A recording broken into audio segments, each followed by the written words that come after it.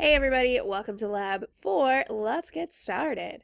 Okay, so you finished Lecture 4, which was on cell parts and how they reproduce, either through mitosis or meiosis. I know it's a lot to take in. I will tell you that this week is the worst week of anatomy because it's a lot of cellular stuff. Then next week we get into the skeleton, and it's a lot of just memorizing lots of different parts of the skeleton. And that actually, people say that tends to be a bit easier than this week. So if you get through this week, you are going to do so well. Don't worry, just hang in there, okay? So let's talk about this lab. So in this lab, you're going to be looking at some meiosis steps, and in order to do that, you have to learn how to use a microscope. So normally we have you use a microscope, play with the different parts, etc. Obviously, we can't do that in person, so instead we have these simulations. Okay, so in the first one, you're going to play around with what's called a bright field microscope, which is, there's lots of different kinds of microscopes. So for example, not my master's, the last lab I worked in before I became a teacher focused on using the confocal microscope, which is a kind of laser microscope, which means that it can get much smaller, it can get better resolution on smaller things than a bright field microscope because lasers can go and be more exact. Whereas the bright field microscope you're using just uses a really bright light and then a series of different kinds of lenses that then magnify your subject, okay? So you're going to be playing around with a bright field microscope first, okay? You're going to watch a little video that talks about how it works, and then you're going to actually prepare a wet mount, which means it's a mount that is wet. Science is fancy. Okay, next you're going to go into, that's part one of the lab, the operation of a bright field microscope. Then you're going to go into oil immersion. So this is different because oil is going to refract light in a slightly different way, so you can get even more magnification of your subject, okay? So in the oil immersion, you're going to be still looking at the same words, so things like field of view, magnification, objective lens, etc., contrast stage, immersion oil, okay? And then you will go into preparing your slide, okay? And, oh, this is so out of focus. This would not be good enough. So then you're going to make it better, okay?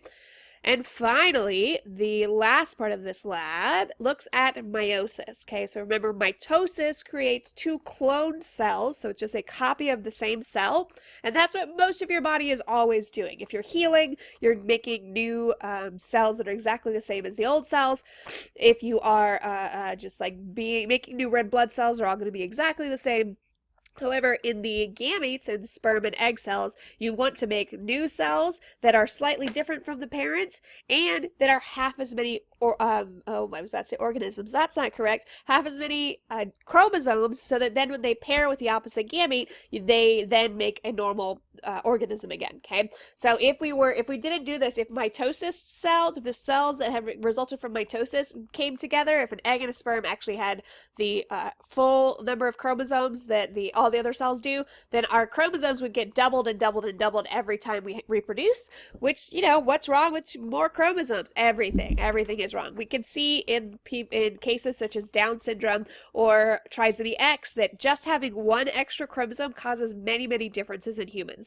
Not many, that causes some serious differences in humans, though.